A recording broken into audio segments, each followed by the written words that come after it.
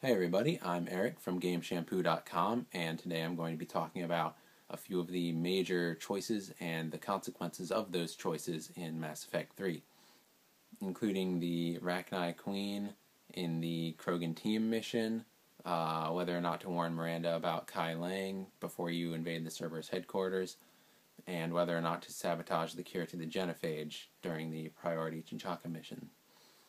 So obviously there are going to be pretty huge spoilers coming up. So if you haven't played through these parts of the game yet and you want to keep it all fresh, tune out now. So the first is the Rachni Queen. If you saved her in the first game, you're going to meet her again during the Krogan team mission, which is right before the Priority Tachanka mission. And she's going to be caught by the Reapers, and the Reapers will be manipulating her to create their Ravager soldiers, which are basically Rachni that fight on the Reaper's side. So you can choose to either leave the Queen to die or free her and trust her that she's going to come with you and help you defeat the Reapers, help you build the Crucible. Now, the best decision to make here really depends on what decision you made in Mass Effect 1. If the Rachni Queen isn't alive anymore already, she'll be replaced here by this kind of Frankenstein approximation of a Rachni that the Reapers created themselves, and it'll be the same choice: free her or leave her to die. So if you leave her to die, you'll escape with the Krogan team, which can include Grunt, depending on whether or not he's alive, and they'll become war assets for you. And if Grunt is alive, he's a pretty strong war asset, and you're going to want to have him for sure, especially if the Rachni Queen is not alive anymore. Because if the Rachni Queen is alive and you do save her, it will provide you with more war assets that way than it would if it was the Reaper's creation and you saved her instead.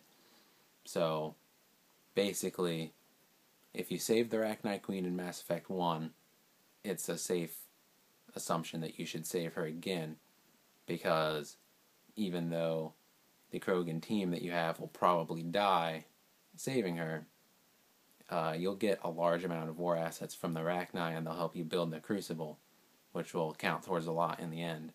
You do have to make sure to go through the process of saving Earth relatively quickly, though, or you run the risk of actually losing the war assets that you get from saving the Rachni Queen.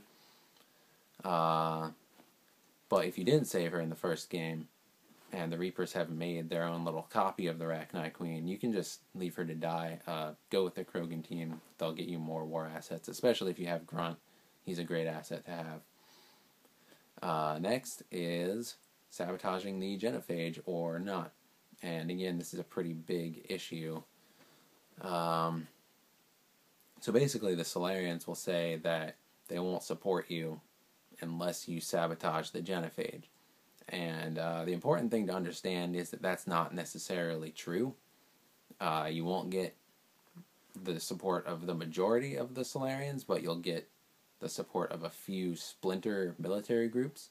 So even if you do cure the Genophage, you'll still get about, I think it was about 190 something war assets from these little Solarian splinter groups that come off and help you regardless. But if you do sabotage the Genophage, and you do it correctly, you get both the Krogans and the Solarians on your side.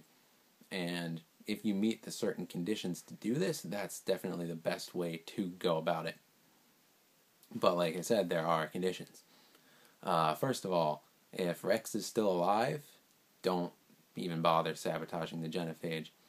If you do, when Rex is still alive, he will eventually find out about it, and you'll have to kill him. And in doing so, you'll just lose the Krogan all over again. And, I mean, you'll still have the Solarians, but the Krogan are really powerful.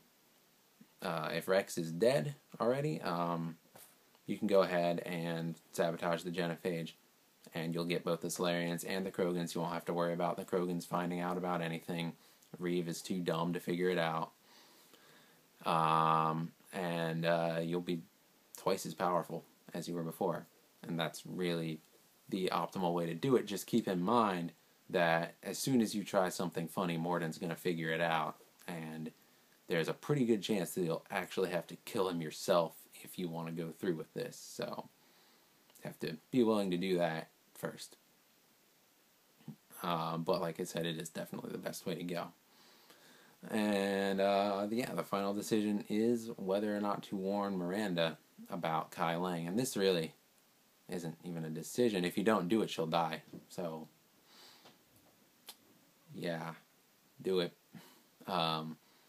You have to talk to her a second time, though, so it might not be immediately obvious that you're supposed to warn her.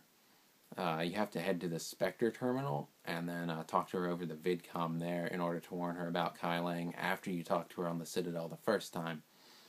So, and in doing so, you'll warn her about Kai Lang and you'll save her life. So, those are a few of the major decisions in Mass Effect 3 and their consequences and kind of the optimal outcomes. So thanks for watching. Be sure to like and subscribe for more videos.